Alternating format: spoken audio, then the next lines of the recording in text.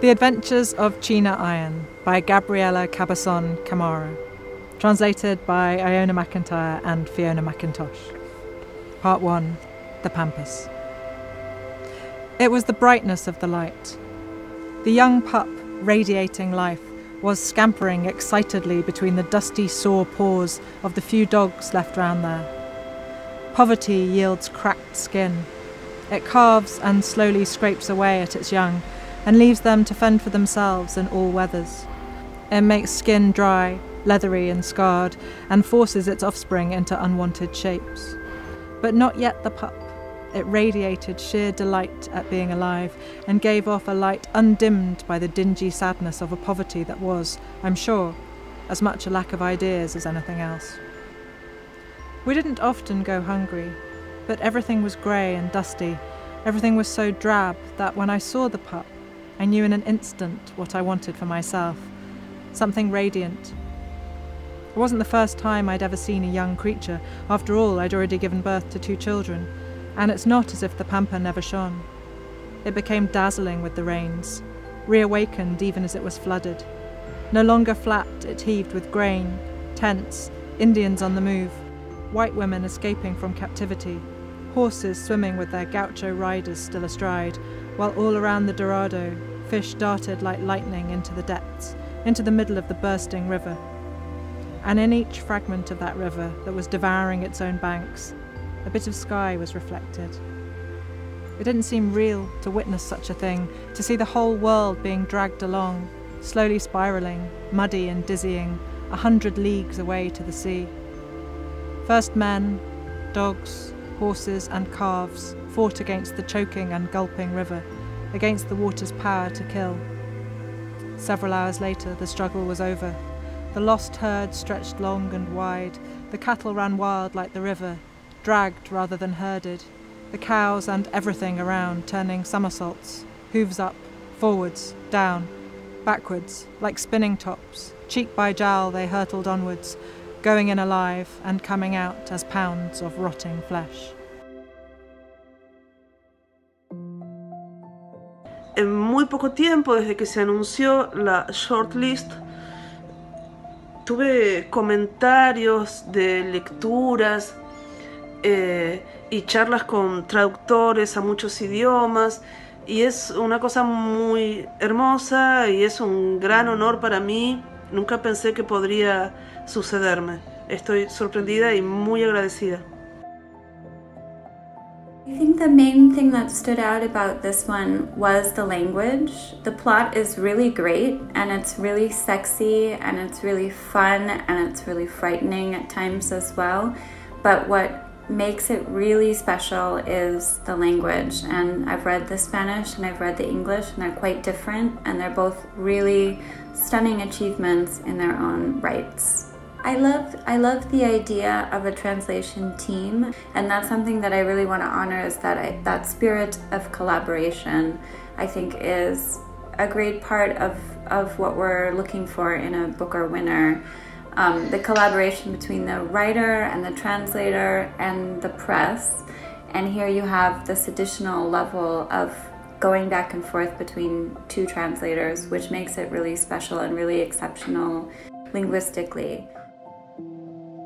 At a very basic level, it was a kind of your place or mine on a daily basis. You know, we'd say, okay, where are we going to work today, and you know, working around our childcare arrangements and our jobs and so on.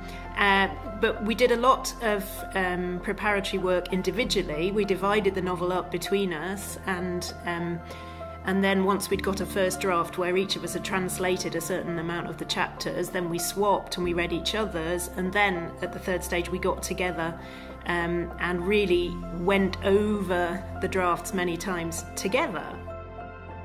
As we got further and further along, it became actually quite a sonic bit of work, where we really just sat together and read aloud the text over and over again, many recitations of the work, because we were so eager to hear the shape of the words and the shape of the sentences, the sounds, the effects, and to make sure that all the kind of qualities and tones and things that were in the original, to make sure we could try and do them justice. So by the end of it, after it had been through many drafts, we couldn't remember who'd originally translated which chapter. It became a totally sort of organic whole. So it's a very fun process, because quite often translating is something lonely and individual that you do, and you're wrestling sometimes for a long time with a word and you can't quite get the right thing. And when you've got someone there to bounce ideas off and say, yeah, but remember what happened earlier in the novel, this character would never say that, they'd say this. So there's a kind of back and forth and dialogue about it, which is really exciting. Cuando empecé a escribir el libro, yo estaba en Berkeley, en California. Me habían dado una beca hermosa para ser escritora residente. Lo único que tenía que hacer como retribución por la beca, que era muy generosa, era un taller de escritura creativa una vez por semana. Y yo en ese momento estaba muy encantada con la narrativa en verso. La narrativa en verso en mi país es gauchesca. Entonces estaba leyendo muchísima gauchesca para hacer este taller bien hecho. Y entonces ahí en Berkeley, que ese paisaje tan hermoso, con sus árboles redwoods maravillosos, con sus ardillas, con su gente de todas partes del mundo, y con el Pinot Noir que yo había descubierto en ese viaje en California, y estaba muy encantada y lo estaba frecuentando bastante, surgió la idea, me surgió como una forma de alegría en el cuerpo, la idea de que ese mundo, el de la gauchesca, podía ser contado por una chica. No hay voces de mujeres casi en la gauchesca. Y fue una idea muy feliz, que me hizo muy feliz y bueno, que hice con mucha alegría.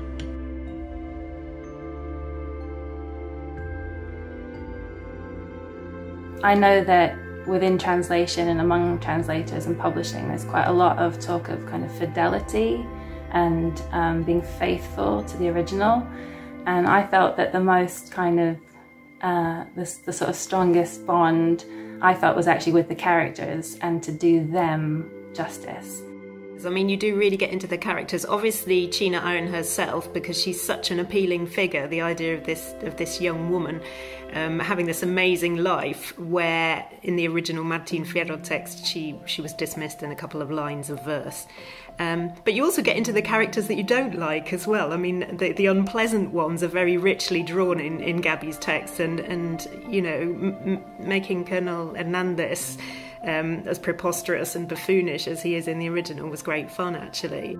It's such a rich novel in so many different ways. We got to translate metrical poetry, and I'm a bit of a nerd, as Iona will tell you, about translating metrical poetry, you know, rhyming poetry in verse. And it's not everyone's cup of tea doing that, but when I saw there was that in this novel, I thought, wow, I get the chance to do this as well.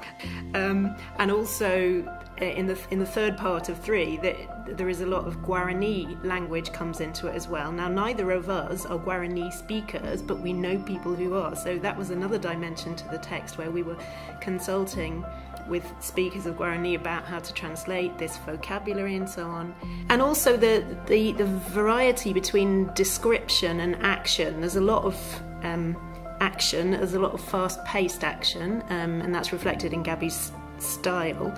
But there's also some beautiful descriptions as well. So, you know, you get to do a bit of everything in translating this novel.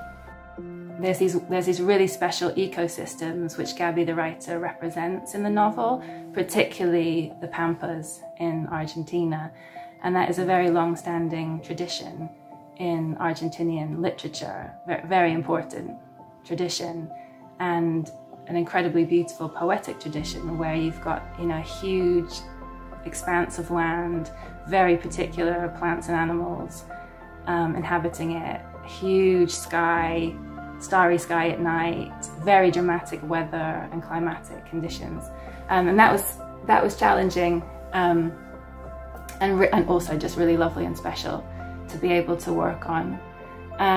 There's also another environment, natural environment, which is the river delta in part 3 of the novel. So that's a much more watery, lush, kind of noisy place. And that was really lovely too. A different aesthetic, a different poetic, but really, really gorgeous as well. The Adventures of China Iron is, in a way, a perfect book to be reading in the context of a prize that honors translation, because it itself is a translation of a translation of a translation ad infinitum. It's a really wonderful reworking of a foundational American myth, which is Jose Hernandez's Martin Fierro, which was a 19th century Argentine novel in verse. And it's a feminist reworking of that book, and it's a queer reworking of that book in such fresh language and with such a fresh perspective that it turns on its head completely this whole idea of how a new American nation could come to be.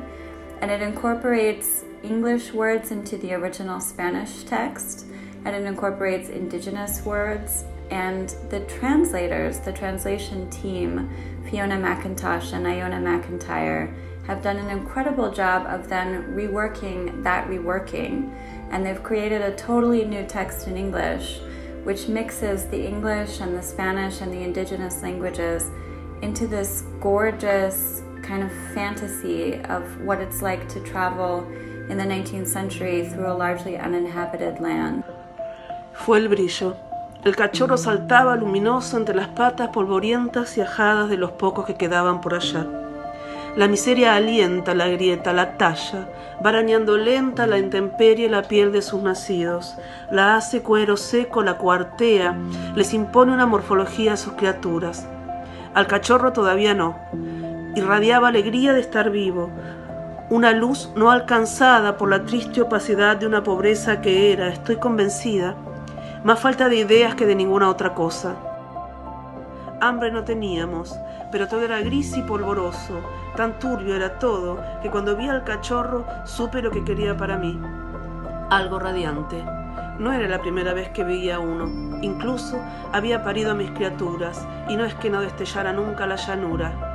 Refulgía con el agua, revivía aunque se ahogara, toda ella perdía la chatura, corcoveaba de granos, tolderías, indios dados vuelta, cautivas desatadas y caballos que nadaban con sus gauchos en el lomo, mientras cerca los dorados les brincaban, veloces como rayos, y caían para lo hondo, para el centro del cauce desbordado. Y en cada fragmento de ese río que se comía a las orillas, se espejaba algo de cielo, y no parecía cierto ver todo eso, como el mundo entero era arrastrado a un vértigo barroso que caía lentamente y girando sus cientos de leguas rumbo al mar.